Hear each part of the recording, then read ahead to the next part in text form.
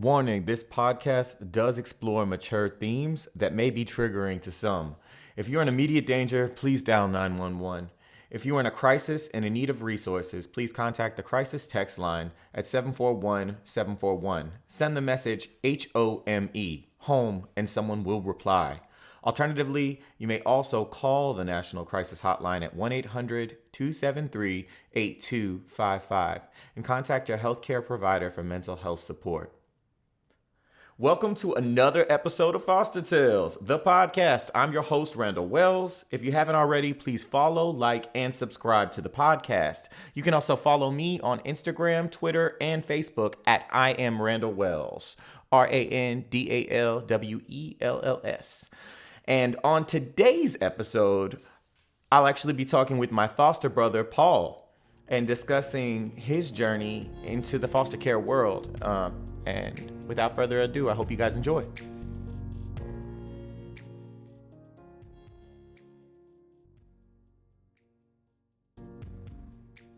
All right, we are live with my brother, Paul, shoe aficionado, we'll say collector of many, I guess, merchant memorabilia, meme collector, truck life.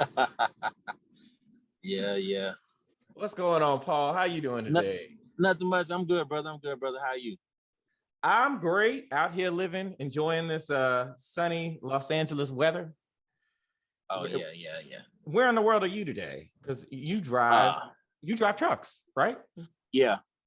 I'm a truck driver. I've been driving trucks for about a year and 2 months. I'm a trainer.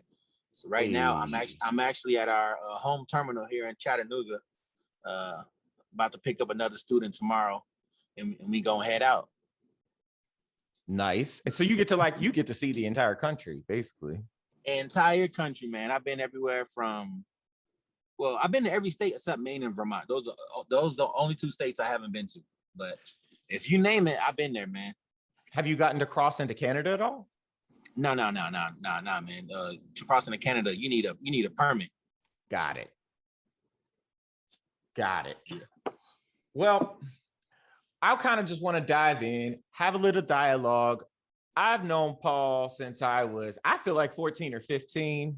You and I are the same year, I think. So was it 15? So. I feel like it was 2003. It's funny because I remember you based upon what songs were hot at the moment. Hey, I remember. Hey, basically, what else is any 15, 16-year-olds doing that? Well, you know what? That's what we was doing in our time. It wasn't really no social media and all that kind of stuff. So we love music. We love being outside, man. Yeah, I think that's an accurate statement for sure. I remember Marcus Houston up in the club. Like, I'm trying to think of, you and I have a memory of Eminem playing. Oh, of course. Yeah, man. In our bedroom. Yeah. I wanted to bring you on because you and I had shared a really cool experience. Good times, bad times, but we both lived in a group home together, and we lived in South Florida, in Lauderhill, Florida, deep side Lauderhill, Florida. Yeah. That's some respect on our names. First of all, we was on a U Street. You can't forget the U Street. Cannot 56. Forget the U Street. Mm-hmm. And Oakland. If y'all didn't know. No, man. But you're not from Florida originally, right? Where were you born? No, I'm born and raised in Indiana. That's Fort right. Wayne, Indiana, to be exact. And then we moved down here in like 92 after Hurricane Andrew. Right. And I've been down here ever since, man. We actually got down here. My parents, what they do, they pull out a map, and wherever they move their finger across the map, and wherever it stops, that's where we go for vacation. And it wound up being in South Florida. We came down to South Florida for vacation. They liked it. We wound up staying. And y'all never left. What part of Florida do you remember living in? Was it just all around like the Broward area? Was it Dade County? No, when we first moved down here, we was in Aventura. Got you. So you're like North Yeah. Miami area. Yeah. North Miami area, Aventura, but you know, we always used to go to South Beach. Back then, South Beach was completely different. Oh Now, yeah. now, Oh yeah. now it's all everything is all upscale and everything like that. I mean, uh, it's it's good for the economy and everything like that, but you know, the tourists they be getting out of hand sometimes. But hey, I love South Florida, man. No, I love it too. I vaguely remember going to like Atlantis. Like if anybody remembers that, there was a water park, but then it got destroyed by Hurricane Andrew. So I don't know if you ever got those memories. No, because I came down after Andrew. After, Got you. And that changed everything because yeah, Andrew changed the whole climate. And I feel like that's when people started running to South Beach because prior to that, folks were up in Fort Lauderdale Beach. I yeah. might be wrong. I might have my facts completely wrong, but I felt like Fort Lauderdale was the hot spot for a minute. I mean, for Fort Lauderdale, this is still the hot spot. You know, South Beach. That's pretty much a tourist area. That's where all the tourists go. So For I sure. don't mind. I don't mind. You know, for Fort Lauderdale Beach, Las Olas. You know, Hollywood Beach. Those are all still great beaches, man. True, true. Now, so I know a little bit of your story. Do you mind sharing how is it that you found yourself in the foster care world? Okay, all right. So my dad and my stepmom, not my dad and my mom, but my dad and my stepmom, when we came down here for vacation, they liked it. So we stayed. My dad got a job at Aventura Hospital, and then my stepmom introduced my dad to drugs. Mm. So you know, they got into drugs and all that kind of stuff. And then towards the end, my dad was like, you know what, Florida's not good for us. Um, let's go back to Indiana because I'm making a lot of bad decisions down here. And we were like, okay, you know, we were young, we didn't care. We Me and my brother, we were just gonna follow our parents. We really had no choice. So the day when we were leaving, man, the day when we were leaving, I remember this day exactly. We packed up everything, put it in the car. Um, we were getting ready to leave, and my dad was like, you know what? Let's stop at this hotel. We're gonna stay overnight, and we're gonna leave first thing in the morning. So he was like, "You guys are hungry?" We were like, "Yeah." He was like, "What do you guys want to eat?" KFC. And this back when KFC first came out with a chocolate cake. I don't know if you guys Wait. listen, listen, listen. I don't know if you guys know, but KFC got this chocolate cake and it is fucking delicious. Oh, sorry, but You're listen, okay. man, it is delicious, man. So we got KFC, got the chocolate cake, went back to the hotel, we ate it, and then me and my brother, we were watching the movie, fell asleep. Next thing I know, the cops are waking us up with flashlights. What? And yeah, man, they are waking us up with flashlights, and we're like, what's going on? And one, I listen, I don't know why one cop was doing this, but one cop was in the bathroom and he was taking stuff out of my mom's purse and like flushing it. And I'm like, what's going on? And he's like, oh yeah, your parents, we picked them up. Uh, we were taking them to jail, and they said, hey, you know, we have kids in this hotel room. Can you guys please, you know, go there and get them? Blah blah blah. So basically, what happened was my stepmom, she was like, hey, you know, talking to my dad, she was like, hey, you know, let's go buy drugs one more last time. They just happened to go buy drugs from whoever, and at that time, they got raided. It was a drug bust. They took everybody. They took everybody. So uh, that's how we got in foster care. From there, we went down to the police station. Um, they took us down to the police station. I think we were in Miramar. I want to say it was Miramar because the very next day we went to our very first foster home, uh, and her name was Armel. She lived in Miramar, right Oh, you across went, from. so you went to a home, like you went to an actual like Yeah, family. yeah. And you went with your brother, or did Yeah, you go with any of your siblings? It was just you and your brother. yeah, yeah, Okay. yeah. Just me and Darrell. So Shout out to Rel. yeah. So we went to our very first home. Her name was Armel.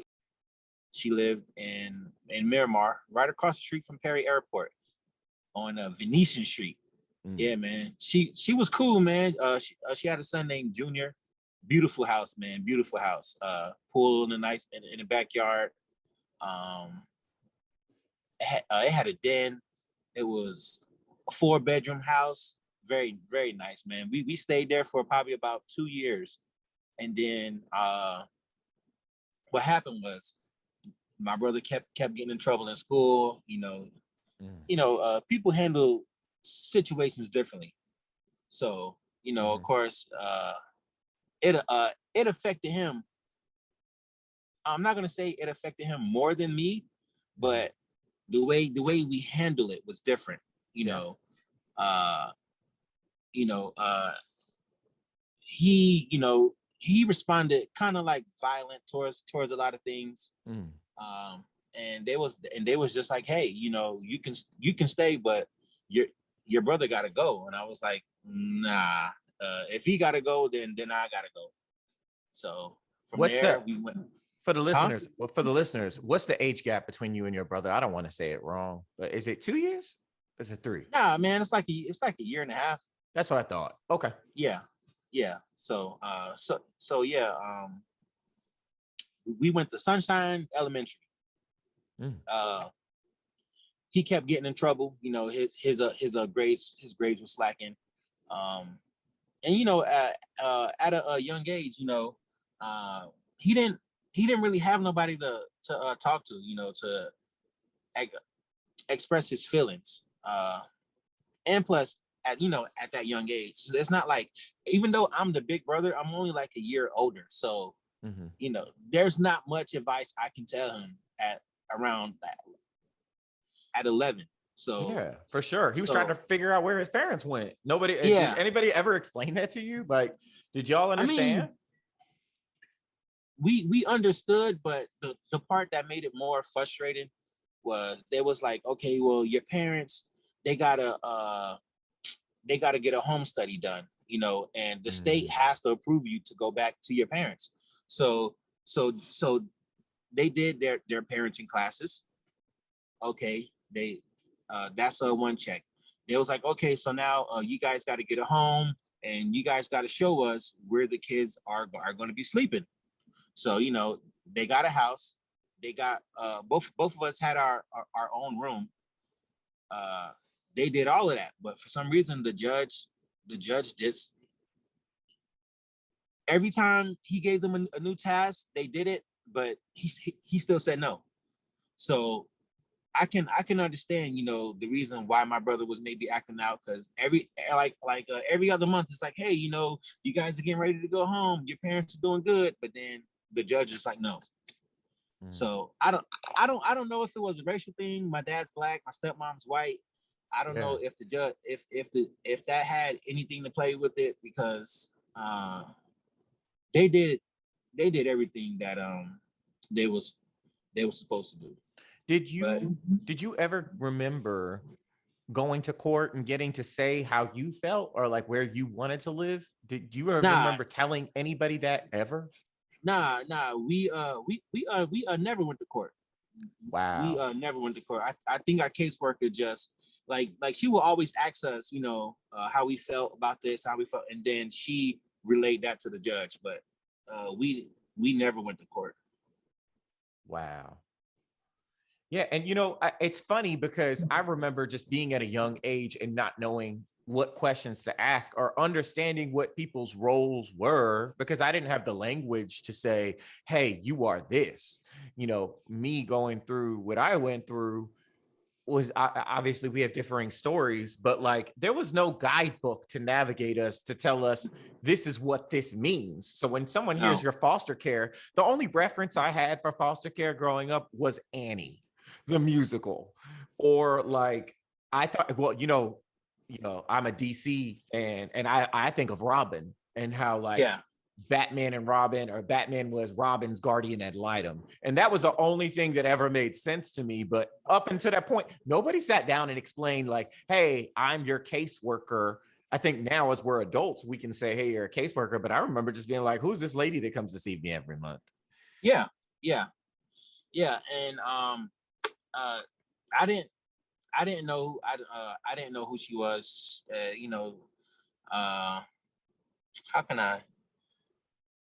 How can I say this?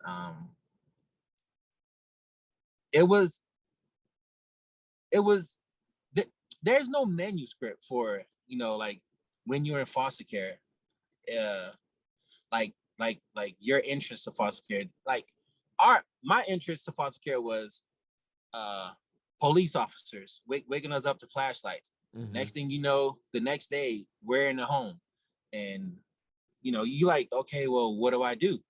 Okay, when am I going to see my parents? Why can't I see my parents?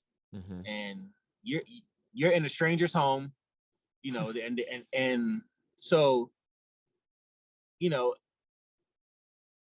at the time, nothing like it didn't feel real. It felt like a dream. Like, okay, so when am I going to wake up? When am I going to wake up and see my dad? See my stepmom. It was like a blank book, and you just got to start writing your own chapter. And it's like, just like the first introduction to that chapter is a question mark, loneliness. It was very hard, man. Yeah. It was it was very hard, like not knowing. So yeah, the not knowing, not understanding, nobody's yeah, explaining, and everyone's deciding something for you. I remember that part of being a grown up, and after leaving foster care and being like, I can't wait to tell somebody what to do, because I felt like somebody was always telling me something else. I learned something wrong, and I kept on waiting for somebody to try to correct me. And even based on how, which we did meet at a group home.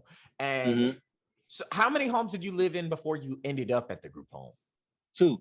Two. My my first foster home was a Haitian lady named Armel. Then we was there for like 2 years. Then after that, we went basically like maybe like 7 blocks over. Yeah, so we were still in Miramar, and our next foster home was another Haitian family. Guy and Jean. So they were cool. We was there for maybe like another 2 years, and then it was the same thing. Your brother, your brother's too much problems. He can't stay. You can stay.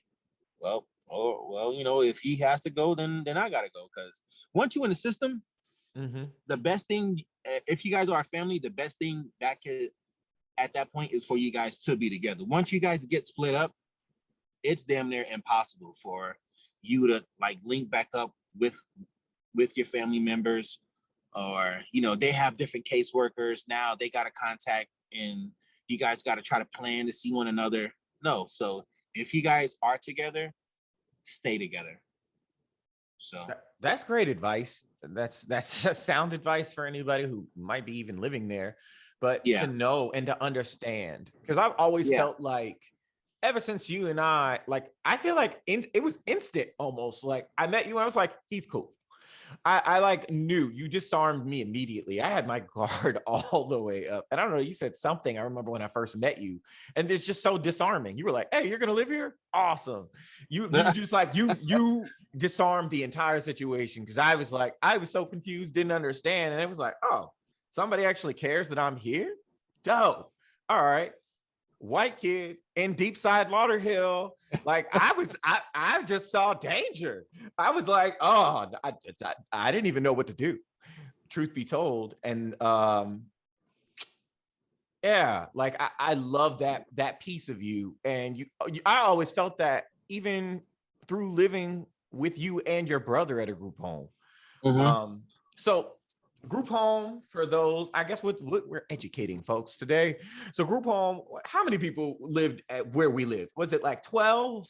I want to say there was 3 in one of the big rooms, and then there was 2 in one of the 2 bedrooms. So it's like, Yeah. so So hold on. So it was 7, 4, 14, 14. 14. Yep. So the house was like divided half and half.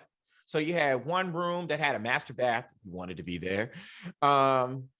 And then you had 2 rooms that shared a bathroom.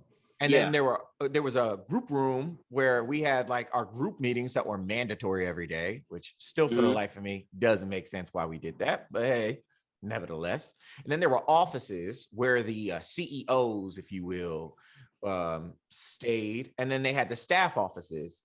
So it was almost like we were in a facility, but ours wasn't considered a, well, what did they call them? Like high risk. We were very low, minimum impact. It was just kids that didn't have family or were placed in a situation where they hadn't done anything wrong, but it was like, hey, this is all we had. These are the only placements we can place these kids at this point in time. I mean, did you feel differently about like what that looked like? Because I know down the street they had like a higher level where it was like a lockdown kind of place. So I remember them always using that as a threat. Like, if you do bad here, you're going down the street. Yeah. Wait. What the hell? What the hell is this? Sorry. Now you're good. Okay. All right. So all right. My first introduction to the group home. Once we left our second foster home, we went straight there. I don't. I think we arrived there midday, so like everybody was in school. But you know, as people started coming home from school, that's when you started meeting everyone, and you know, of course, they showed you around. You know, saying, oh, you know, this is where we have group, this is where we eat, you know, this is where we play outside, blah blah blah, and at that point, you know, it kind of, I don't know, it kind of felt like you were walking into like a halfway house. Mm-hmm. You know, like I didn't really much know anything, but okay, other kids are gonna live here. Okay, we all gonna eat at the same time. Okay, and then we got to do this behavior. Like they had like a whole like behavior chart. So you know, it was like between like kind of like a halfway house and kind of like an asylum, and it's Oh like, yeah, no, completely. yeah. So and like, but you don't know what to expect. And then I was like, okay, well, I'm just gonna take it, you know, one day at a time. And that's how I took it. I took it one day at a time until I was able to feel comfortable to where, like, you know what, it's actually not that bad. So It had its moments for sure. yeah, it did. It had its And moments where you're like, you know what? I am fortunate. I have a roof over my head. mm-hmm. But like, I remember the eyesore for me was the locks on the fridge. Like, Yeah, what? yeah. Like We could not go into a refrigerator to get a snack, a beverage. We had to keep our own plates at one point in time, I think, because yeah. they wouldn't allow us to wash dishes. They also didn't want to have knives or utensils, because I remember it being dangerous for other kids. You also didn't know what Mm-hmm. other kids were there, but we had some crazy folks living there at one point in time. Yeah, and then like well, if you were on medication, like they all had to take their medication at one time. So I was like, oh wow, okay, this is completely different. One of the things that like really that always made that stands out to me was the 322 or the 777. Wait, what was 322 and 777? Why am I drawing a blank? Okay. The 322 was the 3 days of room restriction. And then, Oh, don't I didn't get that? any of those. That never happened to me. I was an angel in their eyes. Yeah. No, I think so, I was though. Actually, I was very innocent. So like, if you did anything wrong or like to the extreme and you got in trouble, they put you on 322, which was the first 3 was 3 days of room restriction, and then after that, the 2 was 2 days where you had to stay inside of the facility, and then the other 2 days was okay. You can go outside, but you can't leave the premises of the facility. That's 322. 3 days room restriction, 3 days inside the building, and then 3 days room restriction, 2 days inside the facility, and then 2 days inside the perimeter. Now, and then for everybody even listening, mind you, this is 365 days a year. So this meant summer as well. Like you did not want to get in trouble during summer months. At least if you had school, you had school. But imagine having to go to school and then come back and then stay inside of your room for an entirety of a day. But go ahead. So that's why, it was so it was kind of like a halfway house and like an asylum.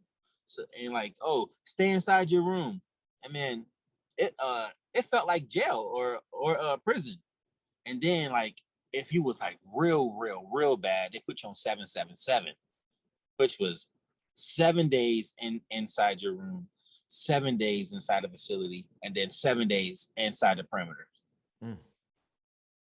So did that ever happen to you? I think I've been on 322 a few times. Did you? Yeah. I feel like that had to have been before I got there though, because I feel like you were perfect when I was there. I mean, I recall you sticking up for your brother a lot. Yeah.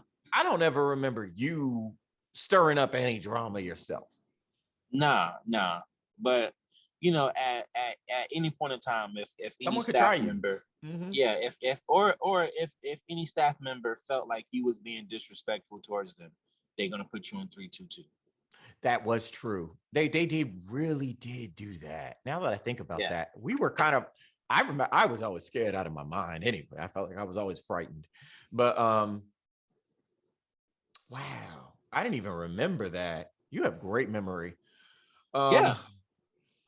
So how did we get around? So we got bus passes, I think, right? That we were riding the city bus at like 14, 15 years old. Yeah. The only thing that they did provide us with was bus passes.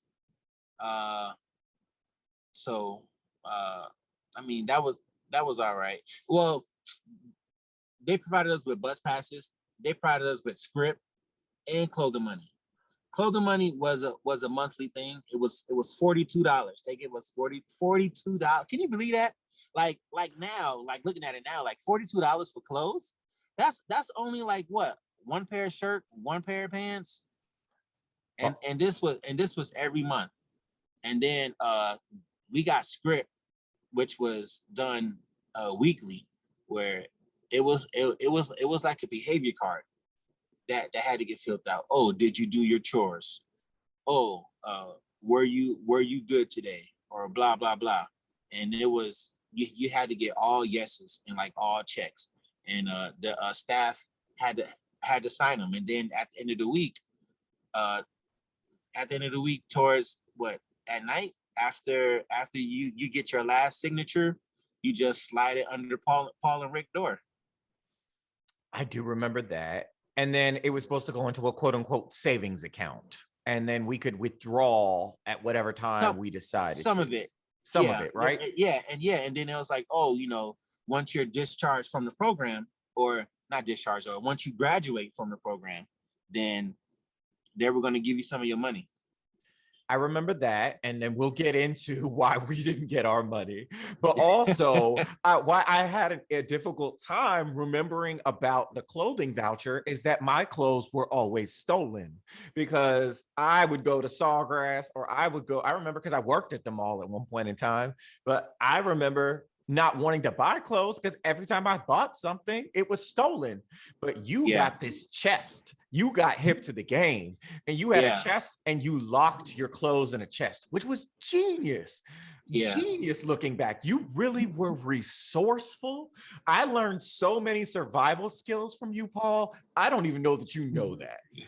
Like, I remember you set a trend for chests everywhere. I remember I at least set the trend for justifying my need for a telephone and a cell phone, because up until that point, so let me just like time capsule for everybody. This is when we had cell phones, but they weren't smartphones. So we wanted to have some normalcy. If we wanted to talk on a phone, I think there was like, we created a phone time. And so everybody had maybe 15 minutes, but that's, you know, mind you, it's just like you saw on The Real World or like any of those other TV shows. If you run past your phone time, oh well. And people can't really call you or reach you, and the staff members are sourcing the calls. I feel like they were taping our phone conversations. I don't know much, but I always felt like that. And somebody had to listen. Somebody was in the office listening to your call the entire time, so you had no privacy. And then they took the phone away because people started calling those 1-800 hotlines and like, oh my goodness, they had dating apps. This is before Tinder, swipe left, swipe right. I remember some kid, I don't remember, actually I think I remember who, but I'm just saying, like, I remember they created a dating phone line, and sure enough, kids will be kids, boys will be boys, and we were learning. I don't blame any of those kids for doing that. Like, this is like AOL days, y'all. Like, where we could dial in, and it wasn't no computers. Well, up until a certain point, but we'll get to that. But like, even the rooms. So we lived in a room. If you lived in a room with 3 people, there was a bunk bed and then like a single bed. And these are like, I would say, to be modest, I would say that they're twin size, but they weren't like mattress. They were like, this is clearly a hand-me-down mattress kind of thing. Like, you could sleep, wink, wink, but like the facilities weren't the most up-to-date, up to par. I very much felt like I was living in an asylum at that very moment, like or a prison cell. So like, even the bathrooms, the plumbing, I remember if one bathroom was down, it would stink up the whole thing. And then it was like, it was your fault. Like, we somehow put in the piping in the facilities. The staff would blame us for everything, but we were in a tore down facility in the middle of the hood. Let's just call it what it was. Like, it wasn't like we were in fine living where there's just decent plumbing. And I'm really not bougie. Well, anymore, or I wasn't, and for me it was just like, it was a culture shock. It was there were so many different things that I had to take in just from being there and learning and referencing. So like, we couldn't feed ourselves. We were told when meals were, and if we didn't make it in time, you would have to hope that a staff member saved us a plate, but if they did not, then you were hungry. So to the point where, I don't know that you know this, but I was on a pill. I was prescribed a pill to take away the starving sensation. I only ate when I went to school. I never got to eat. And so that's why it became a thing, because I remember the name of the catering company, and it does have something to do with my name. So I never forgot that. And then I remember asking, like, can we get a new catering company? And then sure enough, it was like, oh, the problems are fixed. The problems resolved. 2 weeks later, after we hire another catering company, the same issue happens, and then the food becomes inedible. Like, we did not, I don't know about you, like, I feel like I scrounged up whatever money I could find from friends, but I was eating those 29-cent cheeseburgers or hamburgers at McDonald's on Wednesdays and Sundays, and then asking friends. I would go to friends' houses before I would come home. But You know, that was something I wanted to ask you. When you went to school, did you ever change schools, or did you always go to the school that you went to at the group home? I went to school to the ones that were in our boundaries, I should say, or in our school district. Like for middle school, it was Lauderhill Middle, Okay. and everyone that went to Lauderhill Middle, we had to walk there. I want to say it was probably about, I want to say maybe like a 3 mile walk, man. What? You guys Yeah, walked 3 miles? I didn't know that. I was yeah, complaining about my journey, but my journey was separate. yeah, yeah. No, we did, and then from there, uh, the next school going up high school, our school district was Piper. Now we Okay. caught the bus to Piper. Mm-hmm. I remember that. And there was a van for everybody listening. There was a van that we did group outings and events at. Yeah, yeah. But I don't ever remember riding in that van frequently. We had outings. I think I want to say every Friday, if not every Friday, every other Friday. They stopped And at a certain point, though. yeah, yeah, yeah. It stopped because I don't. I'm trying to. I think Mr. LeVar, he let one of the kids there drive, and Oh, that's right. something And happened. and he was helping, and to frame Yeah, Yeah. this for everybody listening, he was this kid was of age, and who else was going to teach us?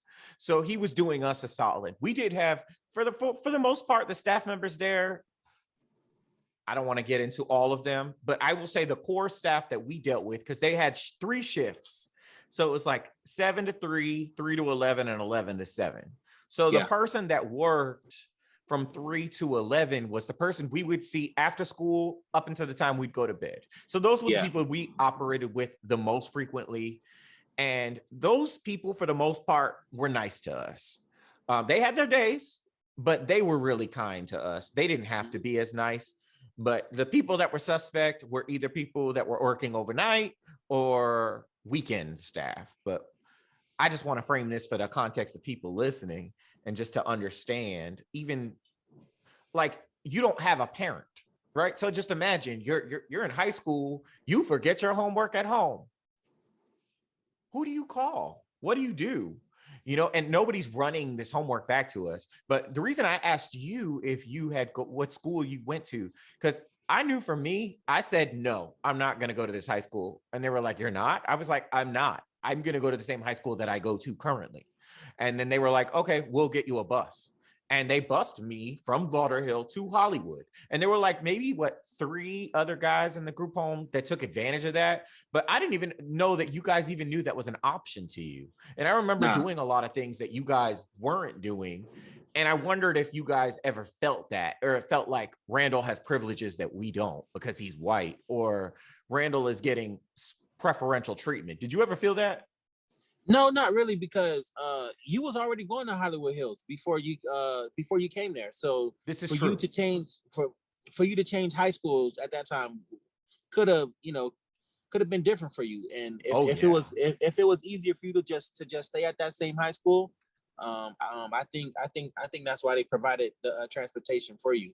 Now me, when I got there, I did my last year of middle school, and Okay. uh and I came all the way from Miramar, so middle school is not that really big deal. So once you get into high school, I was already in that district of Piper. So Got um you. And so they just so told I you think had to go, and they was just like, all yeah, right, you don't have a choice. yeah, yeah. And then I think the other individuals that came there, they were already in high school, and they wanted to stay in that same location. I think I know it was you. Um I want to say Josh. Hmm.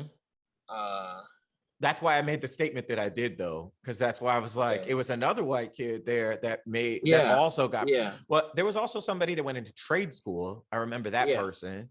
yeah, So we all had different paths, but to yeah. go to school with everybody, and in addition to living with them, I would have lost my mind. Like, did you Yeah. guys Did you guys look for each other in the school, or was it just kind of like who you were friends with was who you were friends with, and everybody just understood that, and then it was Nah, kind of like nah, keep of your course, distance? of course we all look for one another in school. Um, we was like a little clique. And then it also depended on how your classes work, because Mm. me and Alan, we used to always meet up. Uh, who else? I know for sure me, Alan. Um, that was it because Keelan went to Ely still. Yes, and Uh, that's what I remember. And I remember looking at him, Brian as well. yeah. So there Brian, was a handful of us that weren't Brian went to going. another school. Yeah, so basically, if you guys came to the group home and you was already in high school, they felt it was more comfortable for you to continue going to the high school. You already come into a lifestyle, well, a home environment change. So if they want to make you feel a little bit more comfortable, just go ahead and keep you at your same high school. So I think that's how they would that's how they were trying to do it. Do you remember anybody ever giving you like a suit to go to like prom or a homecoming or like anything like that? Like I'm sitting here thinking about those memories. I don't remember how. I remember No. I got honored at an award ceremony, didn't own a suit. And I have a picture. It's funny. I'll post it one day, but I think I cut it out. But I am in this oversized red suit and I look No. like Mr. Kool-Aid. Like I didn't have clothes like that to be getting dressed up. And I remember we were all asked to, well, I was asked to speak a few times and I never had clothes. So nobody ever showed me how to how do you size a suit or do you ever remember how Like any of no, that? no one showed me how to tie a tie. No one showed me how to even pick out you know a suit or anything about dress shoes. No one showed us. It was just like, hey, you guys are gonna live here, and it's basically learn on your own. It's too many of you guys for us to give you individual attention. So y'all just gonna have to learn on your own. I think if they maybe would have had something like that, or like, hey, guys, today in group we're gonna show you guys, the correct way to tie a tie, or hey guys, today in group we're gonna show you how you should dress for an interview. They never did nothing like that. No, they definitely didn't. I think when we started going to independent living, we got a little more. Like I remember somebody showing us when we did those classes how to open a bank account or talking Yeah, about some of that stuff, but yeah. nobody ever showed us some basic like how to be a man kind of stuff. I don't know. Like Oh, I don't ever remember having sex education there. I don't ever nope. remember anybody and the crazy part, and this is something I had mentioned to you earlier that I wanted to talk about, was we had a therapist on site. And Yeah. so in addition to having daily groups after school where we all had to be there by a certain time, and then we all had chores that we had to do and they would rotate. I remember that part. But we had to participate in group too, and people had to share how they felt. Like just Mm-hmm. imagine a room full of 14 dudes that are between the ages of, I think the youngest person I remember was like 11 or 12. Yeah. Well, to 17, because in Florida, the law was at 18, you are no longer a minor and you can live on your own. Yeah. But so we had to share, and this was a scorecard. We were literally performing for people. Like I remember being like, I'm an entertainer now because this is the earliest memories of me, like recording and doing all those kind of things. But we also had a therapist that we were required to see, and in therapy we really had some bootleg therapists. Like I'm in therapy now and it is not what we had when we were kids. Like I don't know where they hired these No. people, No. and there were No. different people every week. Like the trauma that I hear and experience in life, like I couldn't confide in those people, and people didn't know what was going on with me during the time. And Oh. it took me many years to unpack all of the abuse. And I don't even really want to get into some of that just yet. But you had a therapist say something pretty controversial to you Like, Yeah. you know what I'm talking about. So, Yeah. like, do you mind framing that story for us? Like, what happened Okay. there? I forgot her name. I just know that It starts with she an was. N, and it's a famous white girl name. Nah, man. Nicole. I want to say it's Nicole. No. No? Okay, wasn't her? No, it wasn't. Was it the red It- hair? yeah, yeah. Oh, okay. Now It was this the is all making older. sense. It was the older redhead lady. From New York. Yeah. Okay. But I forgot her name. But yeah, she was just like, hey, Paul, you're always happy, and I'm like, okay, what's wrong with that? She's like, oh, and then she said, I think she was trying to insinuate, because of the living situation that I was in and where I was at, that I should be depressed. And I'm like, why do I have to be depressed? Because at that point, I done been in foster care for years now. So I'm like, you know what? I'm gonna make the best of it. For sure. At that point, I already know for sure I'm not going back home to my dad, to my stepmom, or even my real mom at that point. So I learned long time ago, you know what? It's I don't want to be here, but the decisions that my parents made for unfortunately caused me to be here. And for a long time, I held a grudge against my dad for a long time. And then one day, I was just like, you know what? I'm going to forgive him. And ever since that day, my whole look, my whole outlook of life has changed. And I was like, hey, you know what? If I can forgive my dad for putting me in this situation because of his life choices, I can forgive anybody. And I don't want to be sad about my situation. I'm gonna live a happy, positive life. And she was telling me, no, I shouldn't think that way. I should be down. I should be depressed about my living situation. And I'm like, well, why do I have to? If I chose to overcome this situation, and I'm gonna make the best of it, why do I have to be negative about it? Because you're telling me that I have to. And she was like, well, I'm a therapist, and I'm telling you that, oh, your happiness is fake. How?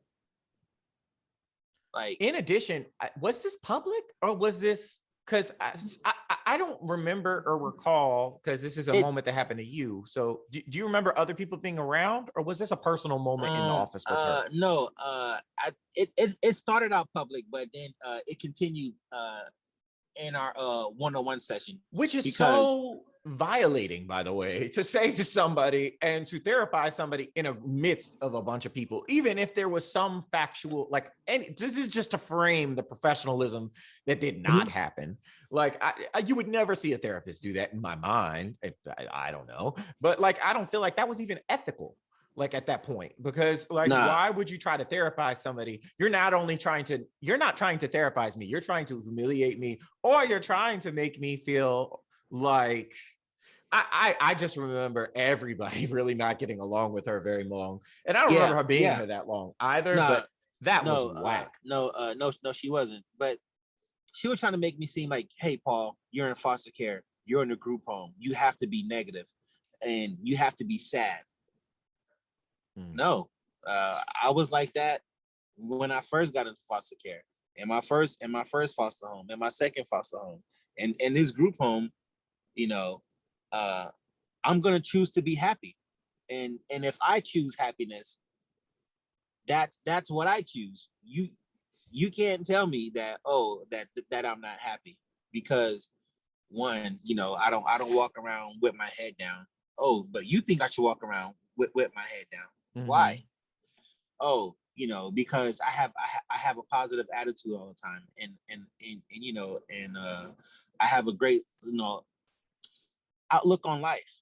But to you, oh, I should be down. I should feel like, oh, because I'm in foster care, and or I should feel like, oh, my parents don't want me, or because I'm in my situation now, I have to be depressed. No, I don't have to be depressed. You want me to be depressed, but I choose happiness.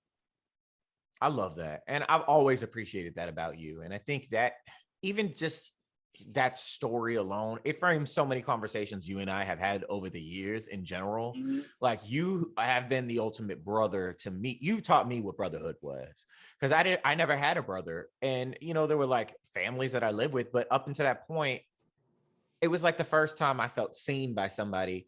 And so when I heard that, like, I think that was even a moment for me after I heard that story. It was like, I went into protect mode. And I remember me after that, I think it was like, we started running the place at some point in time, because I then got involved with the local, what would I get, the group home, not the group home, but the organization. So it was ChildNet, I guess, at the time.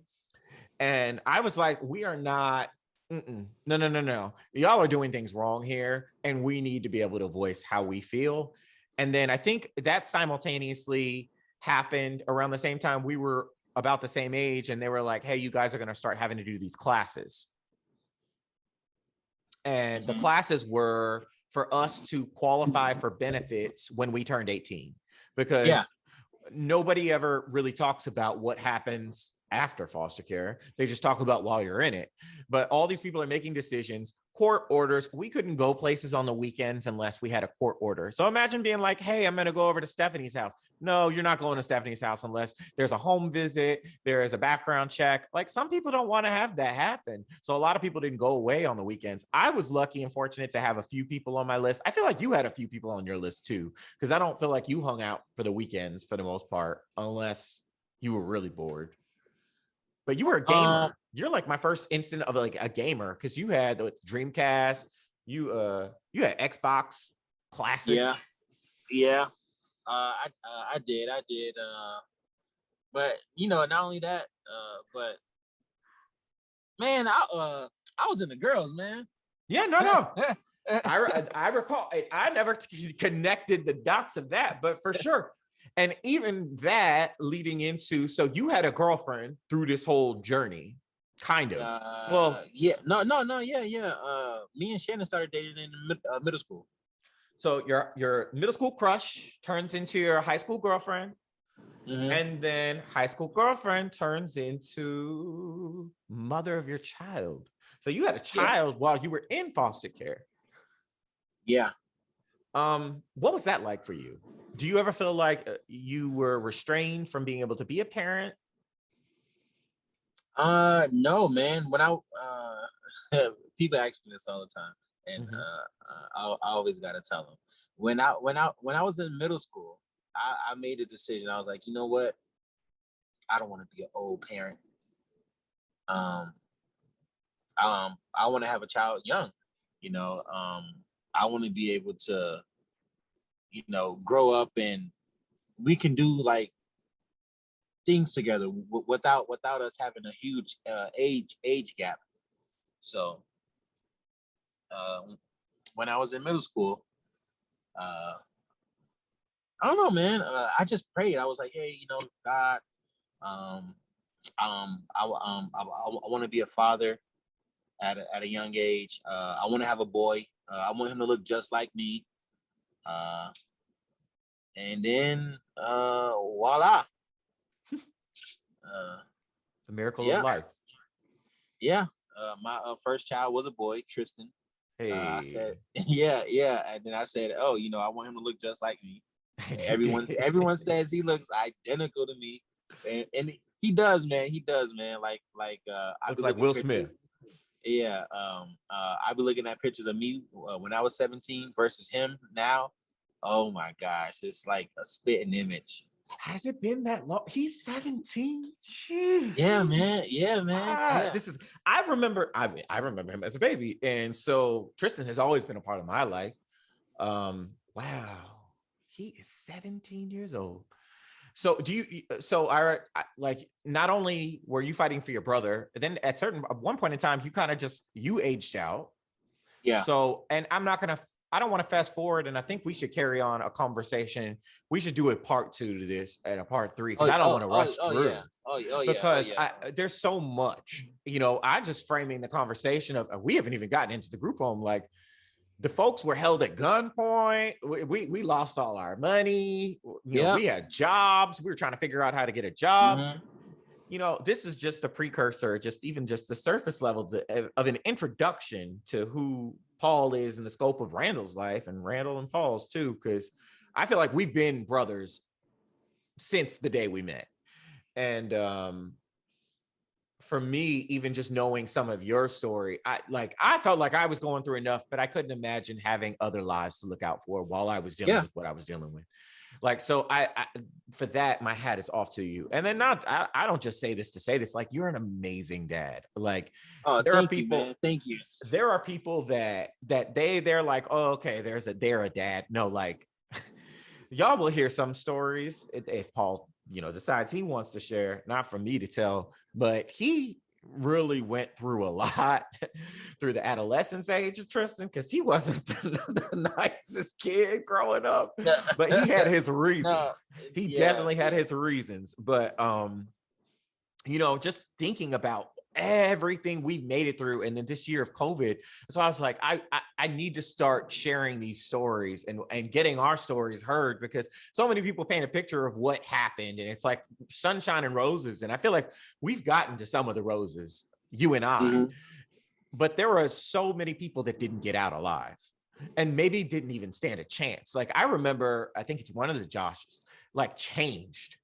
That experience at the group home changed him forever. Yeah. Like, he came in as one thing, and then he shifted different. And I'm not going to say it was negative. Maybe it needed to happen in the world, because I don't know where he is. So shout out to you, Josh. I don't even know how much trauma everybody experienced there, because when we compare stories, sometimes I'm like, that wasn't my experience at all. Yeah. You know what?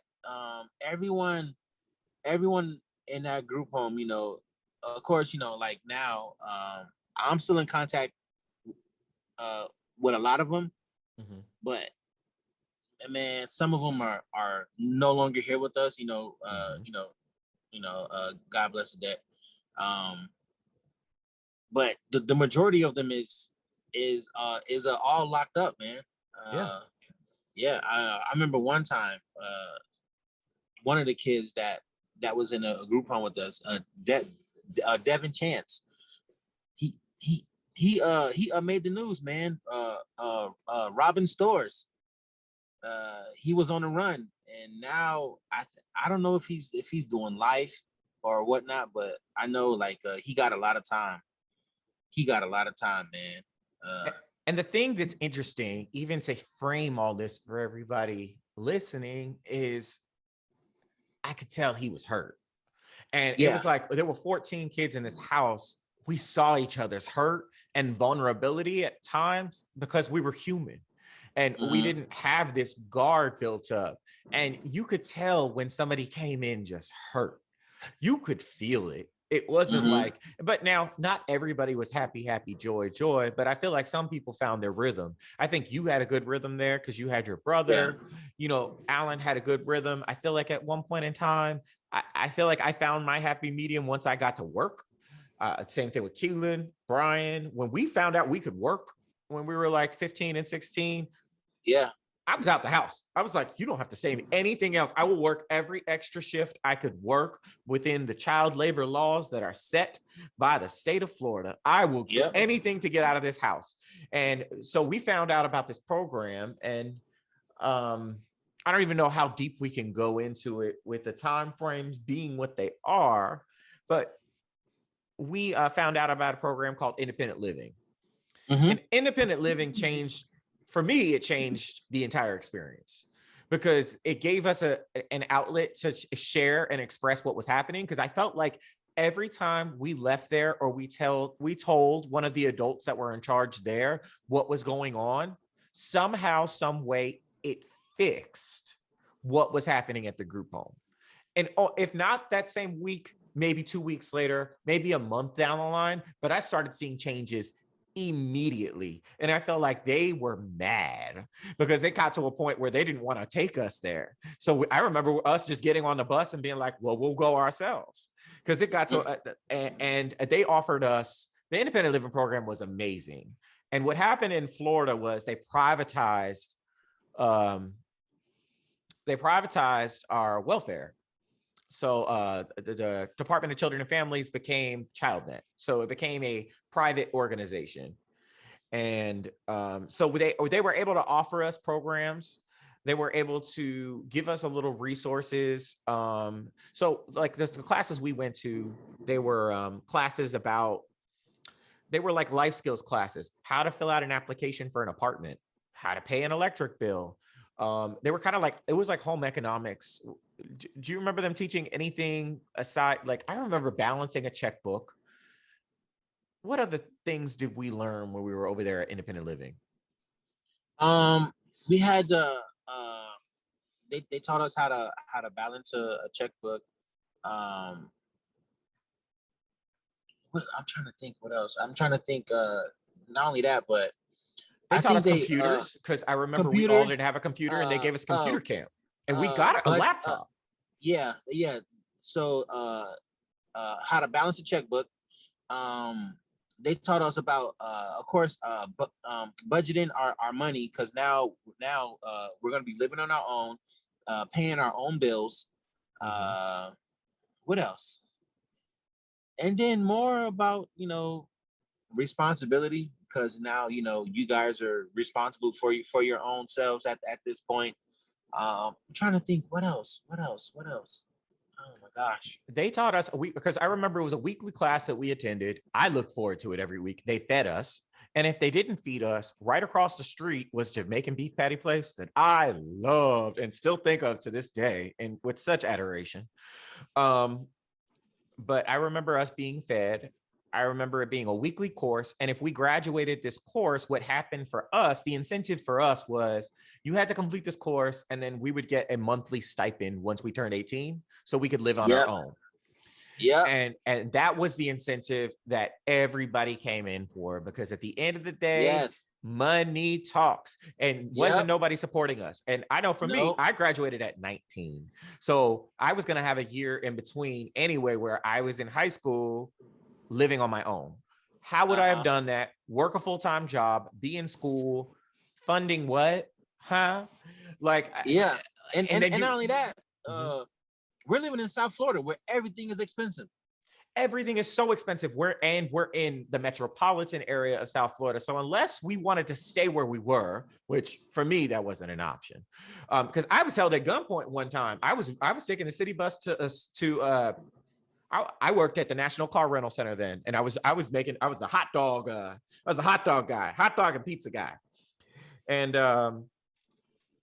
somebody held me at gunpoint, and they were like, "Give me your wallet." I was like, "Well, all I got is a bus pass. Well, go ahead." I didn't have money, but luckily, from going to independent living, I had all my money in a Wachovia account. Shout out Wachovia. And so nobody was able to steal cash from me. So it made it easier to be able to track things. And we definitely got to talk more about it, because the beautiful part about independent living was they provided an escape for a lot of us, because they had trips week-long trips. And they were able to bypass every rule the group home had. The group home was like, y'all can never do yada, yada, yada. Once they said you could, everybody was quiet. Silence. So it was like the best resource. Like, I bet they couldn't wait for me and you to get out of there, because we were connected to all of those people. And they almost got fear, because they knew they were being looked at under a microscope. And then in addition, it didn't help that I was the president of the state youth advisory board of the entire state of Florida. I represented every foster youth. They were looking at that place like, where is he living?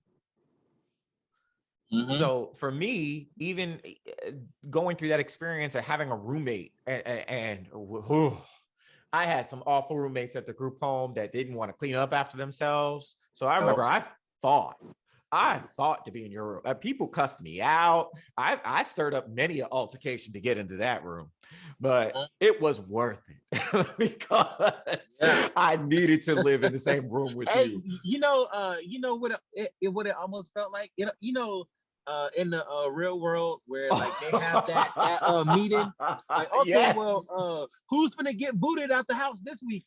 Okay, that's exactly what it felt like when we had our little meeting, and then we voted Buddy out. And, it was Survivor. It was the challenge, yes. And then he got so mad. Oh my God! I remember his reaction to this very day, which I would have been mad too. I was mad. I was mad for him. Felt bad, cried about it. But you know what, bro? I still got my room. I mean, you mad. Like he admitted mad. And then after that, he didn't talk to us. But I don't blame him because he was a kid. No. But like that. I feel like that whole situation is what made me want to get on reality TV and why I inevitably got cast on reality television. But like how I was able to even live with people. But like I auditioned for The Real World after that. I don't know if you remember that. Like I was like, if I could live here, I could live anywhere. Bring it on. Well, I want to continue this conversation. I definitely want there to be like a part 2 and a part 3 because we could literally talk about this for hours on end. Yeah. And really like, so before we exit, like, so we framed this whole conversation under us being at the group home. So let me ask you just a couple, like just final questions. So like knowing what you know now, you think you would have done anything different? I don't know, man. That's that knowing what I know now. Would I have done anything different? No, because all of my decisions were based on staying with my brother. So no. I would have left every foster home. Still, I would have. The only, I'm trying to think. The only. Nah, man. I can't. That's a hard question, Randall.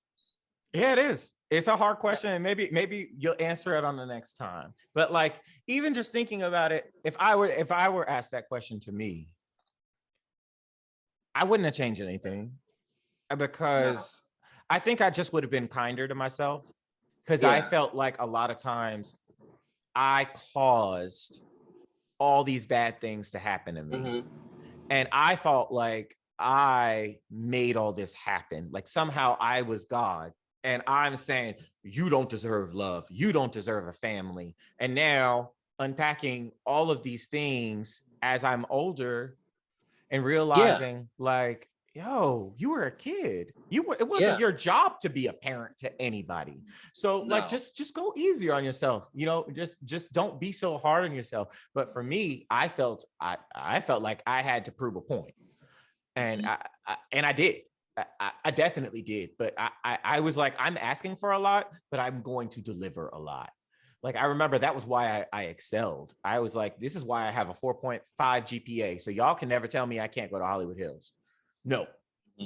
What reason are you going to give me that I have to go to this school down the street? Nope. I took 3 city buses sometimes in the morning, and I made friends with the lunch ladies at my school because if I didn't get there, I wasn't eating. I didn't have food. And that's why I worked in the food industry, so I could eat and steal the food. Thank you, National Car Rental Center, for giving me those beautiful pretzels and those hot dogs and that stir fry. Anybody who knew me back then, I used to sneak that stir fry in. Oh, it was good. But yeah, I mean, just knowing what I know now in the context of everything, it's just, I would have been kinder to myself because I never learned how to be like, for me, I never learned how to love myself. I learned how to hate myself. And I made myself smaller to make other people bigger. So anytime I had a need, I was like, no, I want to live in this house. Because I've lived in more than 10, less than 20 houses. And I remember just being like, please just take care of me. Like, please see that I need help or see this. And I had like family members lie. Like I was in the detention center for things that I never did. And it was hard because it was a kid versus a grandparent. Everybody believed my grandma. Nobody believed me. Nobody listened to me. So like, even to your point, I was like, did anybody ever go to the courtroom and say, hey, I want to live here, or ask you how you felt? And I never remember getting the opportunity to express how I felt in any of this. No.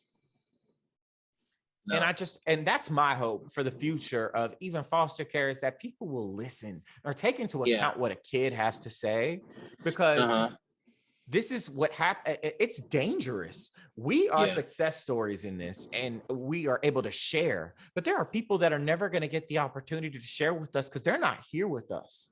And we were placed in a dangerous situation. Like we were placed in a situation where we could have easily been killed. Like where we lived, we could have easily. I mean, we heard gunshots. I remember waking up to gunshots. Like I'm not like by any means sensationalizing where we live. We did not live in the safest of neighborhoods. And in addition, we didn't have the safest protections around us, but we had each other. Yeah. And you modeled to me what brotherhood is. So for that, I forever say thank you to you, Paul. Like, thanks, man. You are my forever brother. I'm here with you. So if the people want to follow you on the social medias, where do they go? The medias of social. The only social media I have is Instagram, P_sneaks. Paul posts the funniest videos, y'all. Like Paul keeps me so entertained. I'm like, where do you find all this stuff? And every day is new content. He is the content curator, and he always got on a fresh pair of kicks. Like, get this man a shoe store, somebody. Oh yeah, we gonna talk about that in the next, and if not the next episode, then the third episode. We got a trilogy. We're gonna have to do the trilogy. Maybe we add somebody else from the group home just to so you guys can know what we're talking about or understand the extent. And in addition, we live down the street from a girls group home. Yeah, that we did. Was wild. That we were between another girls group home and about 4 homeless shelters. Yep, and what was it, like a battered, beaten, like the abused women, they were living there. So like women, it was all government housing. Women in was distress. On that block that yeah. And you couldn't drive in. You couldn't just drive in. Now people did. I'm not gonna say people didn't. People definitely drove up, but you weren't supposed to. You had to make that U. And that was a depressing U to drive through. Yeah, it was one way in, one way out. Man, I remember crying when I was on my way. And every weekend I'd be gone. I'd be in tears. But we'll definitely talk more about that. But definitely thank you so much for joining the podcast, Paul. I love you. Thank you so much for years of brotherhood. And thank you for tuning into Foster Tales. Hey, man, more to come. Love you too, man. Meet you at the top.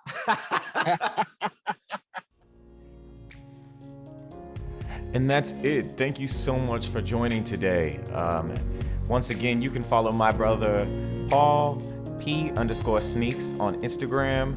You can also follow myself, again, Randal Wells, at I am Randal Wells, RANDALWELLS. And I hope you guys just have an amazing week. Thank you for the outpouring of support since our last episode. I really do appreciate it. Be blessed.